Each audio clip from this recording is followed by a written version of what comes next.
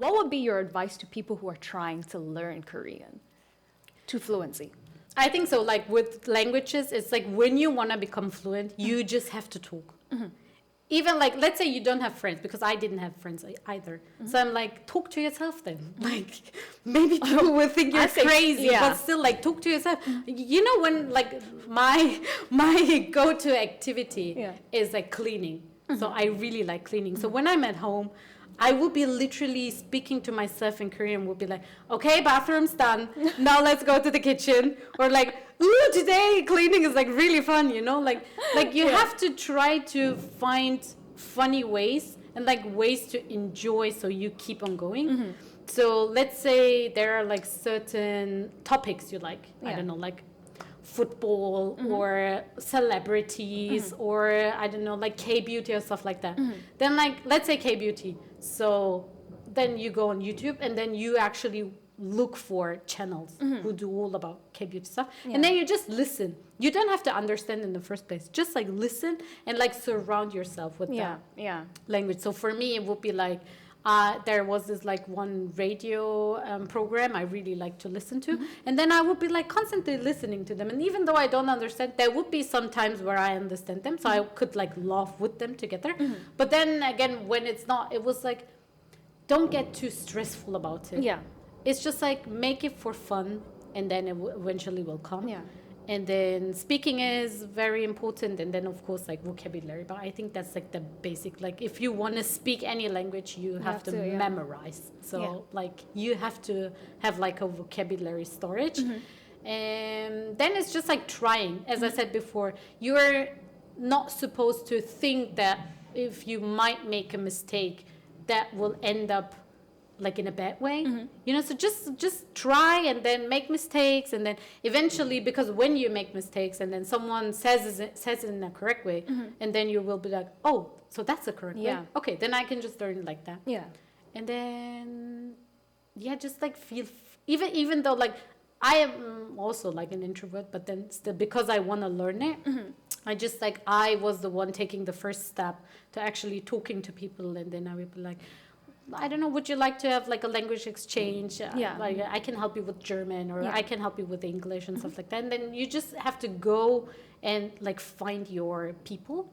And then never be afraid of meeting weirdos online, because there are a lot of weirdos online. But then eventually, if you keep going, there also will be like people who are just the same as you. Good people, you will eventually get to that.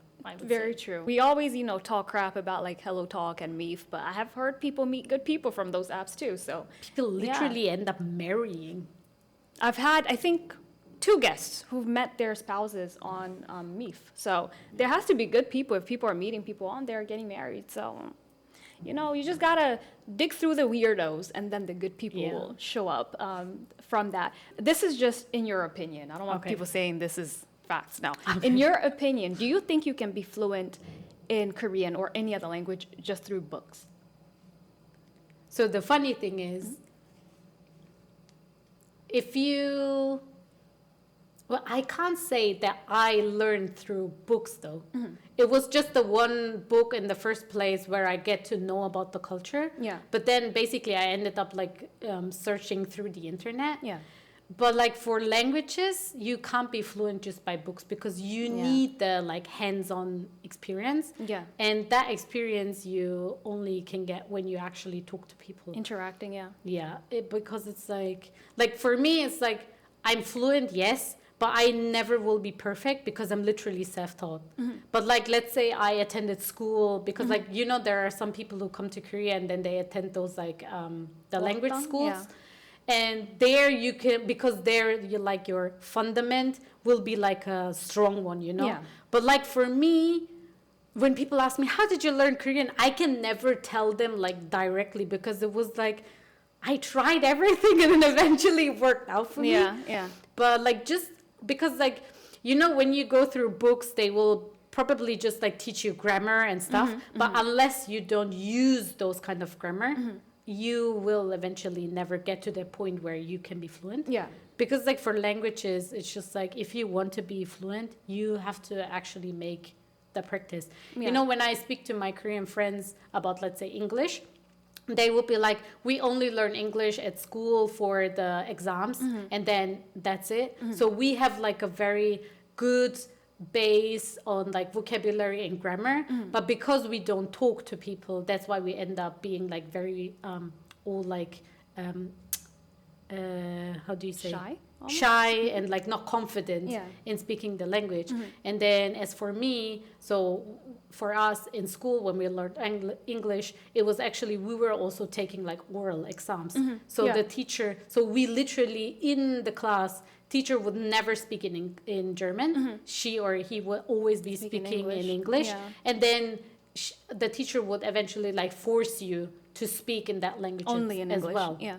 So, and then it's like, yeah, because like you have to talk in You order have to to talk, get through. yeah. And then, I don't know, like maybe there are people who only learn through books and then they're like fluent, but for me, I never met people like that. And whenever I met foreigners who learn to speak in Korean, they always at that point when they only go by books, they just like, they sound very unnatural.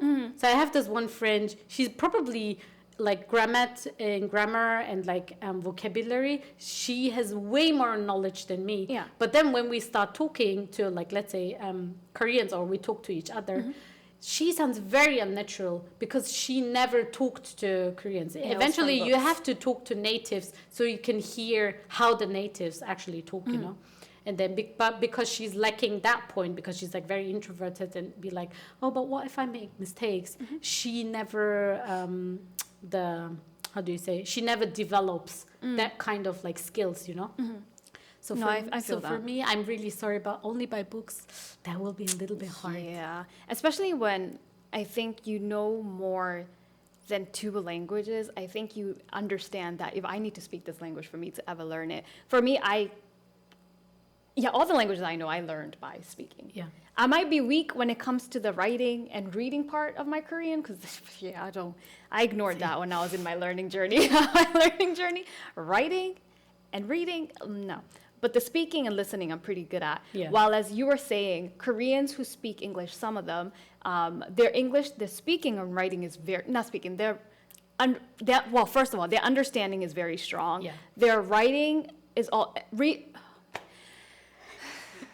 Yo, when I tell you all the languages are just having a party upstairs right now, just up there. But Koreans understand English very well. They write quite well, and I would say they read quite well. But speaking, they have a hard time with, because in school, if they had Korean teachers, their Korean teachers still speak to them in Korean in English class.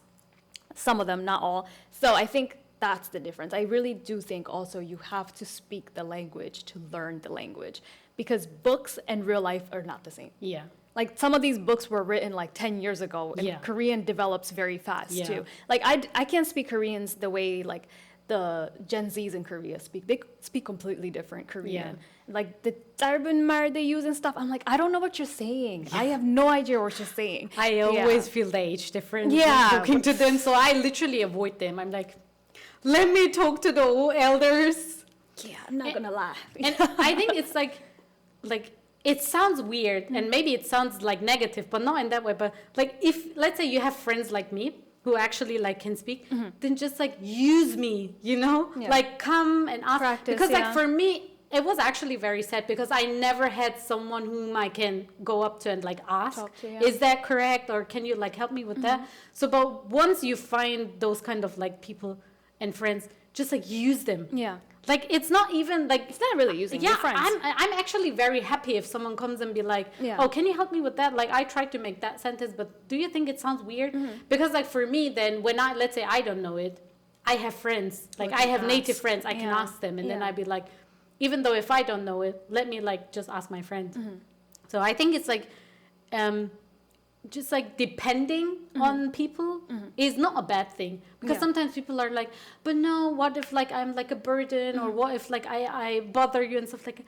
No, Yeah. like come please ask me, Yeah. because like eventually when they ask me stuff I didn't know about, then I can learn as well. Yeah. So we can actually like benefit from each other. Yeah. So it's like I think like don't be shy when it comes to language learning. Like even though maybe like you're an introvert or you're not that good of a talker, but when it comes to language, just try to like don't think about that and just try to like Do your best, yeah. Speaking. And No, I then feel that. eventually it will work. Yeah. See, like when I started learning, the only thing I can say was like hello, and now I'm literally like having deep conversations with people.